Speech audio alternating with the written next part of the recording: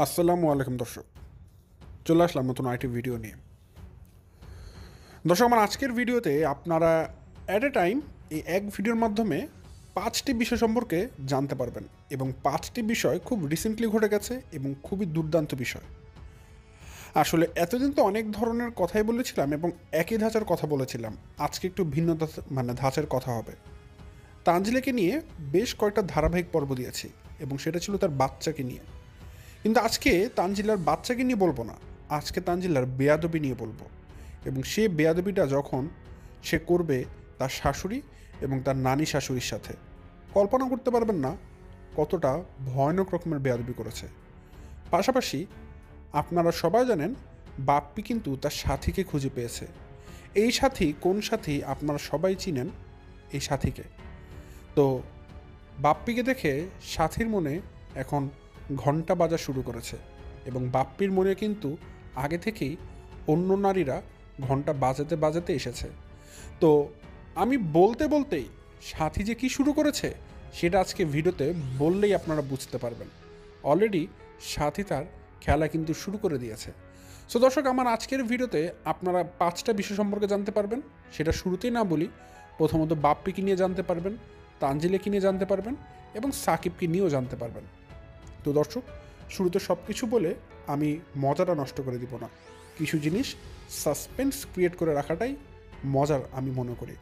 So যারা পুরো বিষয় সম্পর্কে ডিটেলস জানতে চান অবশ্যই পুরো ভিডিওটি দেখবেন, তাহলে ইন ডিটেলস সব কিছু জেনে যাবেন। সো দর্শক, বেশি কথা না বাড়িয়ে চলুন শুরু করা যাক আমার আজকের ভিডিও। ভিডিও শুরুতে বলে রাখি, আপনারা যারা নতুন এখন পর্যন্ত আমার চ্যানেলকে সাবস্ক্রাইব করেননি অবশ্যই করে দিবেন, আর যারা ভিডিওটা দেখছেন লাইক দিয়ে ভিডিওটি দেখা শুরু করবেন। দর্শক, আমি আমার ভিডিওর মূল কথা শুরু করে দিই।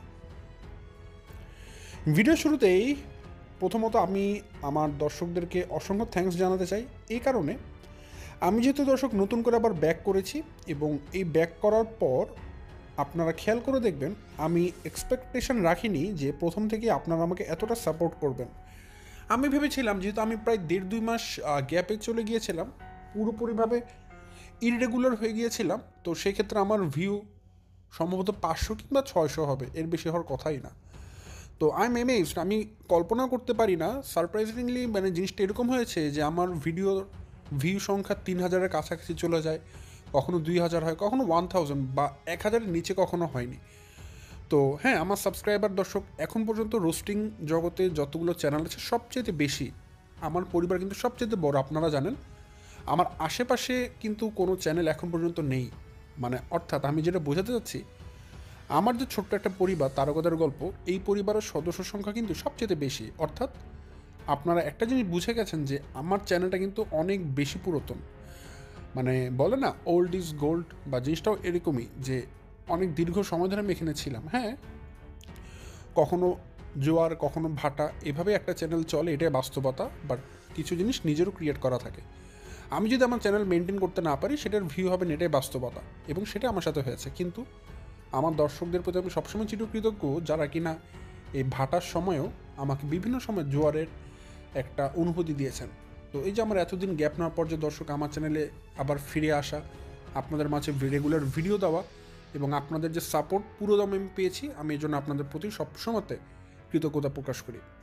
তো দর্শক, আমি রিসেন্টলি যেটা সিদ্ধান্ত নিয়েছি, আমি হচ্ছে কি এখন ধীরে ধীরে যেহেতু ব্যাক করছি, এবং আস্তে ধীরে আমি খুব শীঘ্রই দেখবেন যে আমি একটা চ্যানেল প্রথমে, যেহেতু আমি ভিডিও দেইনি দর্শক অনেকদিন ধরে, এই কারণে আমি আগে ভিডিওটা দিয়ে চ্যানেলটা রেগুলার করার চেষ্টা করেছি। যে হ্যাঁ, আমি প্রথমেই যে আমার রেগুলার কন্টেন্টে ব্যাক করব, ধুমধারাক্কা কন্টেন্ট দিব, সেটা দিলে ভিউ হবে না। দেখা যাবে আমি একটা খুব ভালো কন্টেন্ট দিয়ে দিলাম, আপনারা অনেক মিস করে গেলেন। তো সেটার জন্য কিছু জিনিস ধরে রাখতে হয় দর্শক, এবং আমি শর্ট ভিডিও দিচ্ছি এটা বোঝানোর জন্য ইউটিউবকে যে হ্যাঁ ভাই, আমি ভিডিও দিচ্ছি এখন কন্টিনিউয়াসলি, এবং সামনে দিব।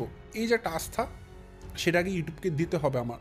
সেটা যখন আমি ইউটিউবকে বোঝাতে পারবো যে আমি রেগুলার ভিডিও দেবো, তখন তারা অটোমেটিক আমার রিকমেন্ডেশনটা বাড়িয়ে দেবে, এবং সেটা সে আস্তে আস্তে ধীরে ধীরে করার শুরু করে দিয়েছে আর কি। এবং সেটা আরও বেশি ত্বরান্বিত হবে, আরও বেশি বেগবান হবে যদি কিনা আপনারা আমার ভিডিওতে বেশি বেশি লাইক শেয়ার সাবস্ক্রাইব করেন, বা ভিডিওটা রেগুলার দেখেন।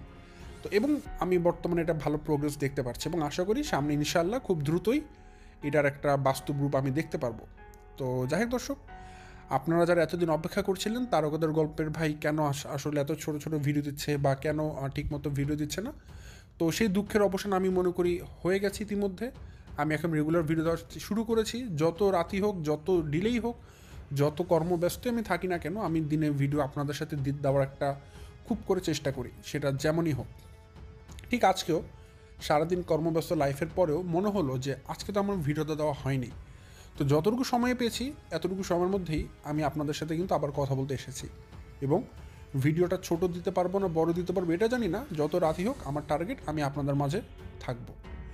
তো এটা আমার জন্য সবসময় দোয়া করবেন দর্শক, যেন আমি আবার হারিয়ে না যাই কখনো। হারিয়ে যেতে কারোরই কিন্তু ভালো লাগে না। বাট একটা কথা আমি আগেই বলেছি, আবারও বলবো দর্শক, মনে রাখবেন, form is temporary but class is permanent.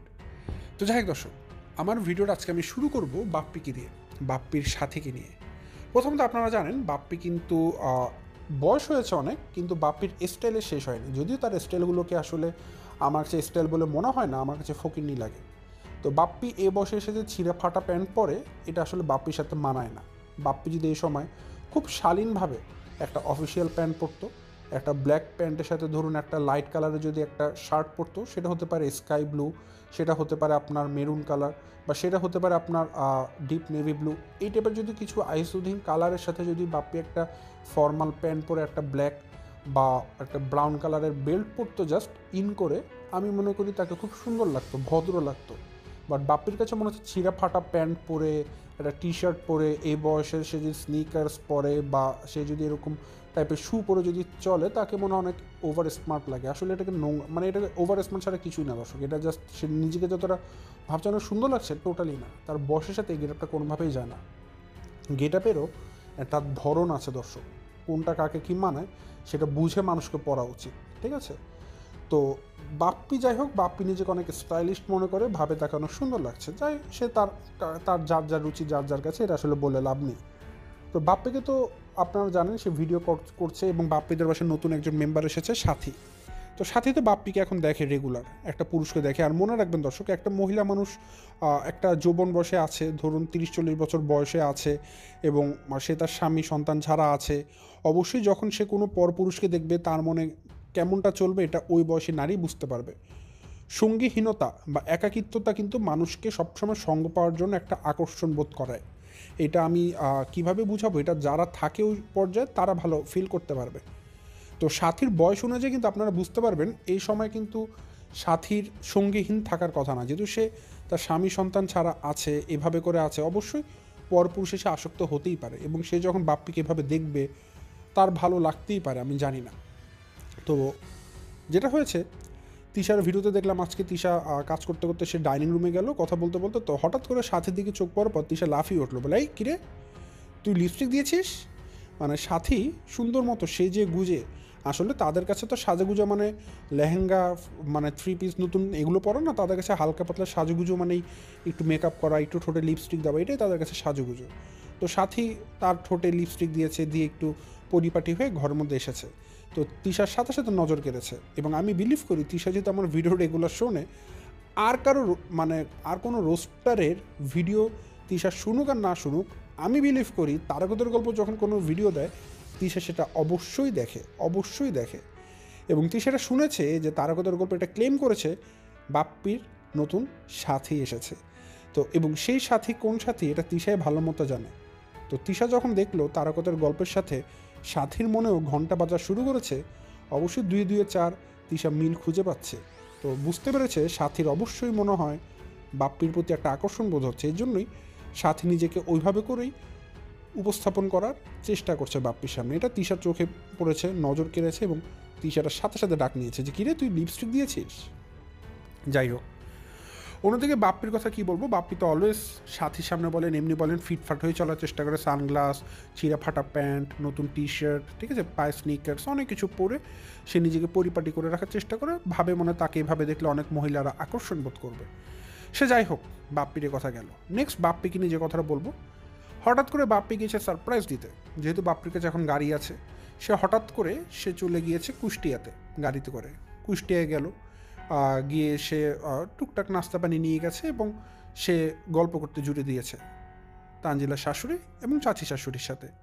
তো যেটা হয়েছে, বাপ্পি যেহেতু গিয়েছে এবং সেটা সে দুপুরের টাইমে গিয়েছে, খুব একটা সকালে গিয়েছে এমনটা না, দুপুর বলতে ধরেন জোহরের আজান দিয়েছে বা জোহরের আজান দেওয়া শেষ এরকম সময় গিয়েছে, 12টা কিংবা 1টার দিকে কিংবা 2টার দিকে, 12টা থেকে 2টার মধ্যে কোনো একটা সময় বাপ্পি গিয়েছে। তো যখন গিয়েছে বাপ্পি যাপর সে তার তানজিলার চাচি শাশুড়ির সাথে গল্প করছিল, তো তখন সে প্রশ্ন করেছিল সাকিব আর তানজিলার কথা যে তারা কি ঘুম থেকে উঠেছে, মানে তারা কি প্রথমবারই উঠেছে নাকি এখন উঠেনি। তখন তানজিলার চাচি শাশুড়ি বললেন না না তারা উঠেছে, তারা খেয়ে দিয়ে আবার ঘুমিয়েছে। মানে চিন্তা করুন লাইফটা কি। তখন বাপ্পিও বলছে তাদেরই তো জীবন, তাদেরই লাইফ এখন, মানে 1টা 2টা বাজে এখনও তাদের ঘুম থেকে ওঠার নাম নেই, মানে এখনও ঘুমাচ্ছে, আবার একবার উঠে খেয়ে দিয়ে আবার ঘুমিয়েছে। মানে তাদের জীবনে খাওয়া ঘুম টাকা ছাড়া কোনো লাইফ নেই, না বাচ্চা কাচ্চা পালে, না কোনো রকম কোনো শিক্ষণীয় কাজকর্ম করে, সারাদিন টাকা ইনকামের ধান্দা, নষ্টামি করার ধান্দা, এবং নিজেদেরকে মানে নিজেদের শান্তি সুখ শান্তি হিসাবে সে চিন্তা করে বেড়ায়। তো তাদের মধ্যে কোনো ইবাদত বন্দেগী নেই, আল্লাহ বিল্লাহ নেই, নিজেদেরকে নিয়ে তারা ব্যস্ত থাকে। তো যাই হোক বাপ্পি কথাটা বলেছে, তো আমার কাছে এটা খুবই অদ্ভুত লাগলো যে জীবনটা কী আসলে তাদের জীবনটা। সারাদিন যখন চোখটা খুলে আগে মোবাইলটা নিয়ে ভিডিও করে, আর চোখটা যখন বন্ধ করে একদম মরার মতোই বন্ধ করে, কখন ফজর হয় কখন জোহর হয় কোনদিন তারা টের পায় না, সারাক্ষণ খালি ঘুমাতেই থাকে। আর ঘুম থেকে উঠবে, ভিডিও করবে, আবার খাবারের টাইম আসবে, খেতে চলে যাবে, সারাদিন রেস্টুরেন্টে ঘুরবে। এই হচ্ছে তাদের লাইফ। তো যাই হোক বাপ্পিকে নিয়ে যেটা বলো সেটা বললাম। এখন নেক্সট হচ্ছে আমি সাকিবকে নিয়ে অলরেডি 2টা বিষয় বলে ফেলেছি। সাকিবকে নিয়ে আমি গত 2 দিন 2টা কথা বলেছিলাম, আপনারা জানেন। প্রথমত সাকিব তানজিলা মাছ এনেছিল, কাতল মাছ কিনে এনে সাকিব তার মাকে শিখিয়ে দিয়েছিল এই মাছের মাথা দিয়ে কোনো মুড়িঘণ্ট রান্নার দরকার নেই, এটা আস্ত তানজিলাকে খেতে দিবা, এটা সাকিবের হুকুম ছিল। তো পরবর্তীতে আবার একটা শর্টস ভিডিওতে দেখা যায় তানজিলা শাশুড়িকে সাকিব শিখিয়ে এনেছে, মানে সাকিব তার মাকে শিখিয়ে পড়িয়ে এনেছে ভিডিওর মধ্যে। তোমাকে আমি প্রশ্ন করবো এটা কে খাবে, তুমি বলবা আমার বৌমা খাবে, অথচ সাকিবই কিন্তু তার মাকে আগেই বলে রেখেছিল এটা তানজিলাকে দিবা। তো যাই হোক একটা নাটক করলো আর কি সাকিবই তার মাকে বলেছে তার এটা তুমি তানজিলাকে দিবা। আবার ভিডিওতে সাকিবই নাটক করছে এই মাথাটা কি করবা, মুড়িঘণ্ট করবা না, তখন সাকিবের মা বলছে না এটা বৌমাকে দিব। মানে এই কথাটা কিন্তু সাকিবের শেখানো ছিল, মানে তারা যে নাটক করে মেকি ভিডিও বানায় এগুলো তার প্রমাণ। আর আজকে বলবো যেটা এই একই মাছের মাথা নিয়ে এই মাছের মাথার ঝোলাটা সাকিবের শেষ হচ্ছে না। আপনারা জানেন একটা মাছ পরিষ্কার করতে হয়, এখন এক একটা মানুষের এক একভাবে খাবারের ভক্তি লাগতে হয়। যেমন ধরুন দর্শক, একটা মাছের মাথা যখন আপনি খাবেন, অনেক মানুষকে আমি দেখেছি, পার্সোনালি আমি নিজেই বলবো এটা আসলে যার যার ভক্তি লাগার বিষয়। কিছু কিছু মাছের মাথা যখন আমি খাই আমি সবটুকুই খাই। কিভাবে খাই, ধরুন একটা মাছের মাথা খাই, মাছের মগজ খাই, মাছের এমনও আছে যে কিছু কিছু মাছের যে ফুলকা থাকে সেটাও খাই। যেমন আমি তেলাপিয়া মাছ যখন খাই আমি সেই তেলাপিয়া মাছের ফুলকা খেতে পছন্দ করি, ইলিশ মাছেরটাও খেতে পছন্দ করি এবং সেটা চাবিয়ে বা চিবিয়ে ফেলে দিই। আবার অনেক মানুষকে যদি বলেন ভাই আপনি কি ফুলকো খান, এই যে কান যেটাকে আমরা মাছের ফুলকা বলি কান, অনেক মানুষ না ভাই খাই না, আমার ঘৃণা লাগে, আমার খেতে ভক্তি আসে না, রুচিতে আসে না। তো এটা হচ্ছে কি দর্শক মেনলি যার যার রুচির উপরে, কার কোনটাতে রুচি আসবে না এমন। যেমন সৌদি আরবে কিন্তু অনেক মানুষ সান্ডা খায়, আমার কাছে সান্ডা খাওয়ার রুচিতে আসবে না, বাট এটা খাওয়া কিন্তু হালাল। তো ঠিক আছে, এটা রুচির বিষয়। তো এখন তানজিলার শাশুড়ি যে সে তো আসলে মাছ টাছ পরিষ্কার করে, তো সে যেটা করেছে কাতল মাছ যখন পরিষ্কার করেছে ধোয়া পাকড়া করে, সে মাছের যে কানটা ছিল মানে ফুল কাটা ছিল এটাকে ফেলে দিয়েছে। তার কাছে মনে হচ্ছে এটা হয়তো মানুষ কেউ খায় না, এটা তো ময়লা জিনিস, সে ফেলে দিয়েছে। সে ফেলে টেলে দিয়ে ভালো মতো পরিষ্কার করে ধোয়া পাকড়া করে রেখেছে, সে রান্না করবে। তো সাকিব এটা দেখে সাকিবের মাথা গরম হয়ে গেছে। সাকিব সাথে সাথে প্রশ্ন করলো তুমি তো মাছের মাথাটাকে ছোটোই করে ফেলেছো, মাছের মাথা ছোটো হলো কীভাবে এটা। তো এটা শুনে সাকিবের মায়ের খুব মানে এটা খারাপ লেগেছে যে আসলে সাকিব যেটা ক্লেম করছে যে তার মা মনে হয় তানজিলাকে মাছ দিতে চায় না, এই কারণে হয়তো মাছের মাথা কেটে ছোটো করে ফেলেছে। আসলে সে মাছের মাথা কিন্তু কেটে ছোটো করা হয়নি, সে মাছের মাথা থেকে ফুলকা টুলকা এগুলো কেটে পরিষ্কার করে ফেলা হয়েছে, এই কারণে মাছের মাথাটা আগের তুলনায় দেখতে ছোটো লাগছে, খালি খালি লাগছে। তো এটা সাকিবের দেখতে বিরক্ত লাগছে যে মাছের এগুলো ফেলে দেওয়া হলো কেন। তখন সাকিবের মা বললো যে ফুলকা তো ফেলে দিয়ে পরিষ্কার করতে হবে না, নাহলে তো খায় কেমন, এগুলো তো ময়লা। তো এটা সাকিবের ভালো লাগেনি, কেন এটা কেটে ফেলে দিতে হবে। তো সে তার মাকে কিন্তু একরকম চোর বানিয়ে দিল, যে সম্ভবত তানজিলার মাছের কাছ থেকে হয়তো সে কেটে রেখেছে। তো এটা কিন্তু খুবই নোংরা, নিজের মাকে চোর বানানো, তো আবার ক্যামেরার সামনে, এবং রাগে মানে রাগ দিয়ে কথা বলা, রিগিমিগি দিয়ে কথা বলে, এটা কিন্তু খুবই লজ্জাজনক ছিল সাকিবের মায়ের কাছে। সাকিবের মা যথেষ্ট মন খারাপ করেছে এটাতে, তারপরও সে তার সন্তানকে কিছু বলেনি, খালি বোল্ড হয়ে একভাবে তাকিয়েছিল। মহিলার জন্য খারাপই লাগে দর্শক। যাই হোক, পরবর্তীতে যে বিষয়টা হয়েছে অলরেডি 3টা বিষয় আমি বলে ফেলেছি। এখন আমি বলবো তানজিলাকে নিয়ে। আপনারা যদি তানজিলার ভিডিও দেখেন, দেখবেন একটা নতুন মেম্বার এসেছে তাদের বাসায়, সেটা হচ্ছে গিয়ে সাকিবের নানু, অর্থাৎ সালমা বেগম, তানজিলার যে শাশুড়ি আছে তার মা এসেছে, মানে তানজিলার নানি শাশুড়ি এসেছে। তো মানুষটা তো অনেক বৃদ্ধ, সে এসেছে, এবং সবথেকে বড় বিষয় বৃদ্ধর চাইতে বেশি অনেক গরিব দর্শক, অনেক দরিদ্র। তো তিনি তার জায়গা থেকে তার সামর্থ্য অনুযায়ী কিছু খাবার এনেছে। এর মধ্যে একটা খাবার এনেছে বাদাম, তাদের নিজেদের বাড়ির বাদাম এনেছে, কাঁচা বাদাম, এটাকে ভেজে খাওয়া যায়। তো একটা কথা বলি, আপনারা তো এটা জানেন দর্শক ভালো মতোই, যে যখন একটা জিনিস হয় একটা মানুষের সাথে, সে মানুষটা কিন্তু সবার আগে এটা যার সাথে শেয়ার করে সেটা তার মা। বাট বর্তমান জেনারেশনের কথা বলিনি, আপনারা যদি সালমা বেগমের কথা চিন্তা করেন, তার সাথে যে অত্যাচারগুলো হয়, তানজিলা যে অত্যাচারগুলো করে, সাকিব যে অত্যাচারগুলো করে, ঠিক আছে, এই অত্যাচারগুলো কিন্তু দর্শক এমনটা নয় যে সে সবাইকে বলতে পারছে, সে তার জামার সাথে শেয়ার করতে পারে না, সে তানজিলা চাচি শাশুড়িকে বলতে পারে না, সে তানজিলাকে বলতে পারে না, সাকিবকে বলতে পারে না, কারণ সে তো অত্যাচারিত হচ্ছে। কারণ তাকে তো সারাটাক্ষণ কষ্ট করানো হচ্ছে, এইটা রান্না করা, ওইটা রান্না করা, রাতে বেলায় বাচ্চা লালন পালন করা, সারাদিন বাচ্চা রাখা, অনেকগুলো কষ্ট তার করতে হচ্ছে। তো এই যে কষ্টগুলো, এগুলো মানুষ দেখেও কিন্তু কেউ তাকে কিছু বলছে না। তো একটা মানুষ যখন এভাবে কষ্ট পায়, সালমা বেগম কার কাছে এগুলো শেয়ার করবে? তার কাছে কিন্তু শেয়ার করার মতো খালি একটা মানুষই আছে, তার নিজের মা। তো অবশ্যই সে যখন তার মার সাথে কথা বলে, হয়তো এগুলো সে ফোনে আলোকপাত করে যে মা এরকম আমার একটু কষ্টই হয়ে যায়, এগুলো তো আমার করা লাগে, হয়তো এরকম করে অবশ্যই সে তার মনের কথা বলে। কারণ একটা মানুষ যতক্ষণ তার মনের কথা কাউকে বলতে পারে না, তার মনে কিন্তু একটা চাপা কষ্ট থেকেই যায়। তো সে অবশ্যই তার মার সাথে এগুলো আলোচনা করে, মাকে বলে যে মা আমার এগুলো কষ্ট হচ্ছে বা এগুলো চাপ লাগে। তো এগুলো যখন বলে, অবশ্যই সেই জিনিসটা কিন্তু তার মা এটা খারাপভাবেই নিবে যে আমার মেয়েকে কে কষ্ট দেয়, কারণ মা তো অবশ্যই তার নিজের মেয়ের কষ্টটা আগে দেখবে। তো এই কারণে যখন যেটা হয়েছে, তানজিলার নানি শাশুড়ি যখন ঘরে এসেছে, তানজিলা তার ব্যাগগুলো নিয়ে হাতাহাতি করছে, কী এনেছো দেখি, ও বাদাম এনেছো, তখন তানজিলার নানি শাশুড়িকে দেখলাম তানজিলাকে একটু অ্যাভয়েড করতে, একটু বিরক্ত হয়ে কথা বলতে এবং রাগ দিয়ে কথা বলতে। সে তানজিলা বলছে যা, এটা বাদাম, ভেজে খাগা যা। মানে সে কিন্তু বলেনি শাশুড়িকে দাও, সে তানজিলা বলছে নিয়ে ভেজে খা, মানে নিজেরটা নিজে ভেজে খা। এবং দেখলাম তার সাথে কোনো কথা রেসপন্সই করছে না, চুপ করে বসে আছে, কোনো কথাবার্তা বলছে না। তো এটা কিন্তু একটা আসলে মানে বোঝা যাচ্ছে যে তানজিলার নানি শাশুড়ি তানজিলার উপর একটু ক্ষিপ্ত হয়েই আছে। আর একটা মানুষ কি, তানজিলা তার নানি শাশুড়িকে কোনো দামই দিল না, দিবে কেন দর্শক? দেখুন না, মানুষটা তো গরিব, মানুষটার জামা কাপড় দেখলে বোঝা যায় মানুষটার তো আসলে অত টাকা পয়সা নেই, এবং সে যেভাবে করে এসেছে, সে বিছানাতে বসছে না, ফ্লোরে বসে আছে একটা গরিব মানুষের মতো করে, যেমন সে যেন সে ঘরে একটা কাজ করতে এসেছে, কাজের লোক এসেছে, এইভাবে করে বসে আছে, কোনো দামই দিচ্ছে না তানজিলা, বা কেউ দাম দিচ্ছে না। তো আরও নোংরা লেগেছে যখন তানজিলা তার শাশুড়িকে দিয়ে সে বাদামগুলোকে ভাজাচ্ছিল খাবারের জন্য, এবং রান্নাঘরে তখন তার শ্বশুর এসেছে। তো শ্বশুর এসে সে তার বউকে, অর্থাৎ তানজিলার শাশুড়িকে জিজ্ঞাসা করলো এটা কী রান্না করছো, কী করছো? বলে বাদাম। তখন তানজিল বলছে এটা বাদাম নানি শাশুড়ি এনেছে, বা নানি শাশুড়ি বলেনি, নানি শাশুড়ি বলে তো ভালোই হতো, বলেছে বানু বেগম এনেছে। তখন আমার কাছে আরও অবাক লাগলো, মানে তানজিলা তার শ্বশুরের কাছে অভিযোগ করছে, বললো ভানুমতির আজ থেকে আবার অনুমতি লাগে নাকি, যখন মন যায় তখন এসে বসে পড়ে, এন্ট্রি মেরে দেয়, যখন মন যায় তখন একা একা এসে এন্ট্রি মারে।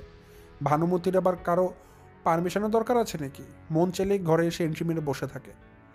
মানে চিন্তা করেন, আপনারা একটাবার চিন্তা করেন দর্শক, তানজিলার সামনে তার শ্বশুর আছে, সে তার শ্বশুরকে কথাগুলো বলছে, নিচে তার শাশুড়ি বসা আছে চুলার পারে, শাশুড়ির সামনে তানজিলা মানে সেই শাশুড়ির মায়ের নামে বদনাম করছে তানজিলার শ্বশুরের কাছে।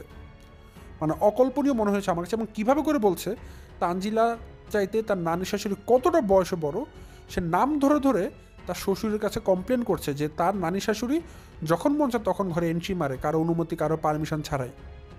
তো এটা কিন্তু একটা অভিযোগ করাতে, এটা কিন্তু বসে বসে তানজিলা শাশুড়ি সবই শুনছে যে তার মাকে নিয়ে এগুলো অভিযোগ করা হচ্ছে। এটা কিন্তু অবশ্যই তার কাছে দুঃখ লাগার জায়গা, কষ্ট লাগারই জায়গা, কিন্তু তারপরও তার বলার কিছু নেই। বলবে কিভাবে? ওই যে গরিব ঘরের সন্তান, গরিব ঘরের সন্তানের তো কোনো আবেগ অনুভূতি থাকতে হয় না ভাই, থাকলে পাপ হয়।